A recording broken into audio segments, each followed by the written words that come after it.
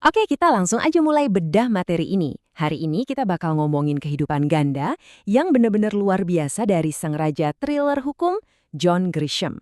Kalian pasti familiar dong sama namanya, tapi dari sumber-sumber yang udah kita kumpulin, ternyata kisah hidupnya jauh lebih dalam dan kompleks daripada sekedar deretan buku bestseller. Coba kalian bayangin angka 300 juta. Yap, 300 juta kopi. Itu jumlah buku Grisham yang udah terjual di seluruh dunia. Gila banget kan? Biar gampang bayanginnya, dia ini selevel sama J.K. Rowling. Grisham jadi satu dari sedikit banget penulis dalam sejarah yang bisa mencetak 2 juta kopi cuma di cetakan pertamanya doang. Nah, di uraian kali ini kita bakal telusuri 5 hal.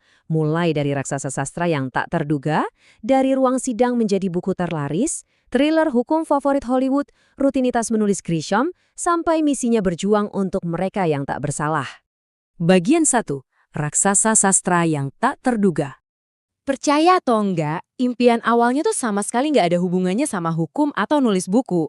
Dia tuh pengen banget jadi pemain bisbol profesional. Tapi sayangnya, mimpi itu harus dikubur waktu dia umur 18 tahun. Waktu itu ada pitcher yang lempar bola nyaris banget kena kepalanya. Kejadian yang hampir fatal ini benar-benar bikin arah hidupnya puter balik. Dari sini, perjalanannya jadi super berliku. Di tahun 60-an, dia ini anak petani kapas. Terus, dia sempat ngerjain kerjaan fisik yang berat banget kayak nyiram tanaman yang dibayar cuma $1 per jam, sampai kerja kasar ngaspal jalan raya. Habis itu, dia kuliah dan dapat gelar akuntansi. Terus, dia sempat jalanin karir yang menurutnya ngebosanin banget sebagai pengacara di kota kecil, sampai akhirnya jadi politisi. Ini semua terjadi sebelum dia nulis satu kata pun secara profesional loh. Bayangin aja, saking bosannya, dia pernah iseng ngerancang resolusi di Dewan Legislatif pas lagi tugas.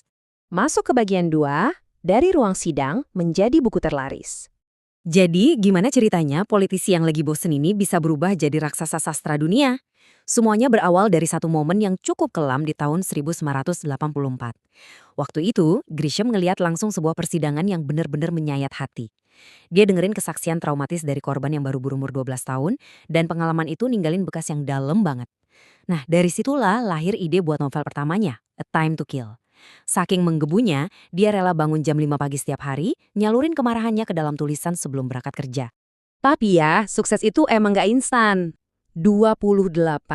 Itu jumlah penerbit yang nolak naskah pertamanya. Ditolak 28 kali. Pas akhirnya ada satu penerbit kecil yang mau nerima, bukunya cuma dicetak 5.000 kopi aja. Sederhana banget, dan dia sendiri harus mati-matian jualan buku itu. Hebatnya nih, sehari persis setelah selesai nulis buku pertama yang susah laku itu, dia nggak nyerah. Dia langsung mulai nulis The Firm. Dan boom!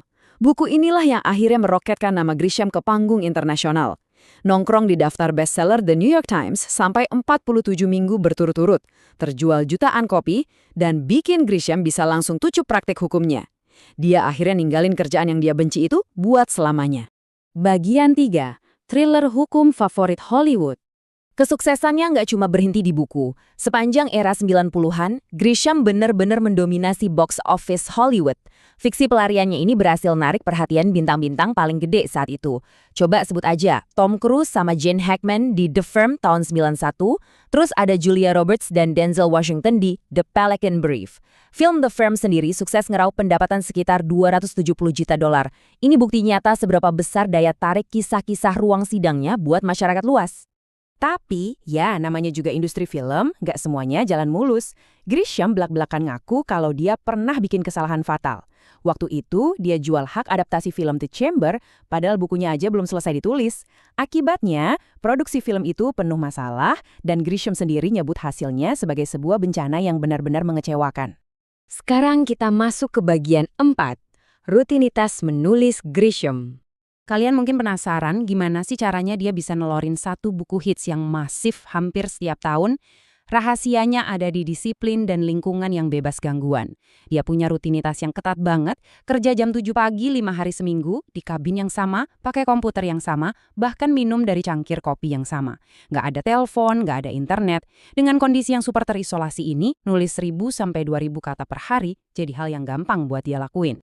Dan yang lebih gila lagi, jadwalnya itu presisi banget. Dia selalu, tanpa pengecualian, mulai nulis novel baru tepat di tanggal 1 Januari.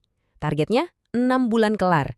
Dia juga selalu bikin kerangka setiap bab dengan detail sebelum mulai ngetik. Jadi dia nggak bakal pernah tersesat di dalam alur ceritanya sendiri. Bener-bener terencana matang. Bagian 5. Berjuang untuk mereka yang tak bersalah.